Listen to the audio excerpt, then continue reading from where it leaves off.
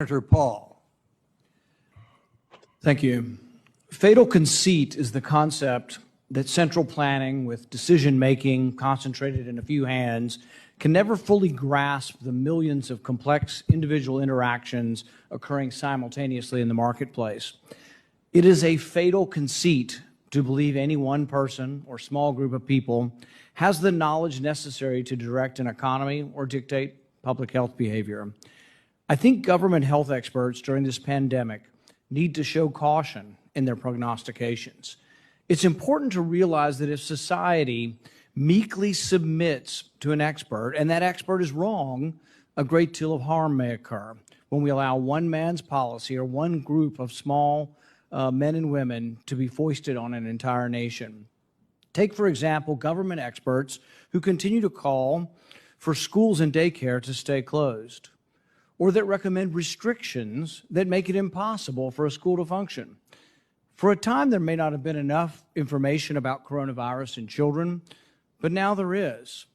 There are examples from all across the United States and the world that show that young children rarely spread the virus. Let's start in Europe.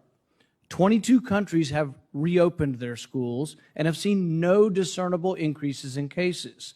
These graphs behind me show no surge when schools open. The red line is where the schools opened. There is data from Austria, Belgium, Denmark, France, Germany, Netherlands. No spike when schools are opened.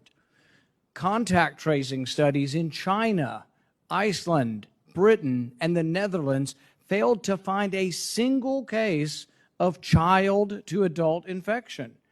Here at home, child care for essential workers continued to be available in some states throughout the pandemic. Brown University researchers collected data on daycares that remained open during the pandemic.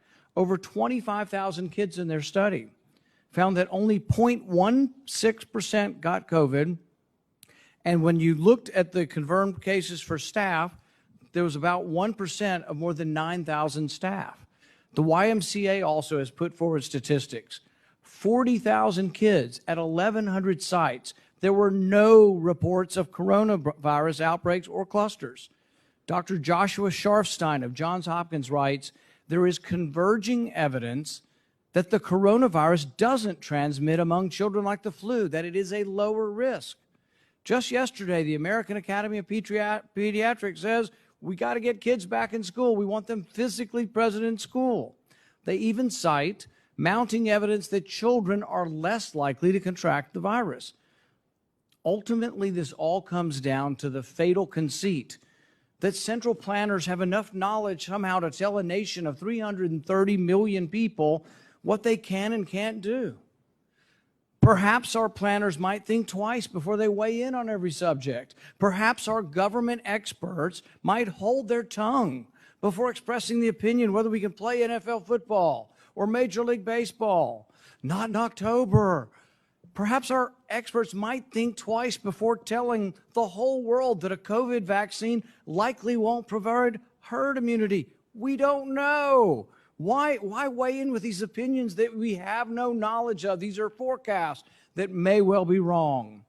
Perhaps our experts might consider the undue fear they are instilling in teachers who are now afraid to go back to work.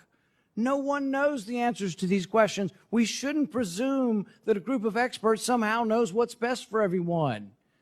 Hayek had it right. Only decentralized power and decision-making based on millions of individualized situations can arrive at what risks and behaviors each individual should choose. That's what America was founded on. Not a herd with a couple of people in Washington all telling us what to do and we like sheep blindly follow. This all begs the question, when are we going to tell the people the truth? That it's okay to take their kids back to school. Dr. Fauci, every day, virtually every day, we seem to hear from you things we can't do. But when you're asked, can we go back to school? I don't hear much certitude at all. I hear, well, maybe it depends.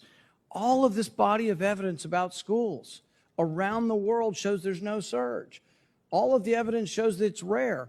I mean, we've so politicized this and made it politically correct that the WHO releases that it's rare, and you have a scientist up there honestly giving her opinion. What happens to her? She's blackballed, and her report that she refers to is taken off the website. When you go to that scientist's speech and you try to click on the link, the WHO has now screened it from us because it said something that's not politically correct. That, guess what? It's rare for kids to transmit this. But I hear nothing of that coming from you. All I hear, Dr. Fauci, is we can't do this, we can't do that, we can't play baseball. Well, even that's not based on the science. I mean, flu season peaks in February. We don't know that COVID's going to be like the flu season. It might, but we don't know that. But we wouldn't ban school in October. You might close some schools when they get the flu. We need to not be so presumptuous that we know everything.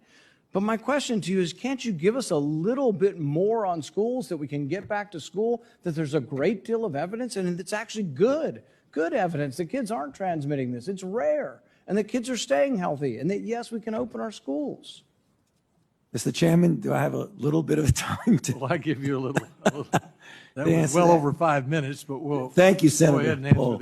please answer the question. Yeah, so very quickly, Senator Paul, I agree with a lot of what you say about, this idea about people having to put their opinions out without data. And sometimes you have to make extrapolations because you're in a position where you need to at least give some sort of recommendation.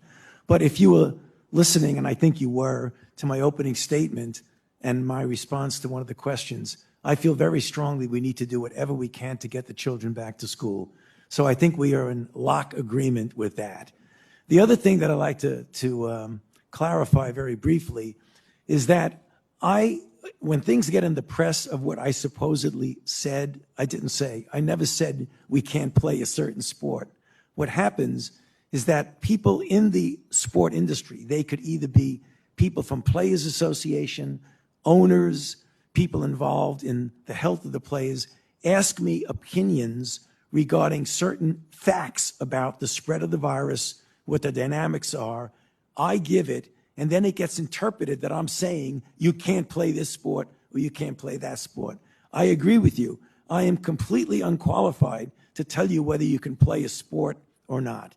The only thing that I can do is, to the best of my ability, give you the facts and the evidence associated with I know about this outbreak. Thank you. Thank you. We just need more optimism. There is good news out there. We're not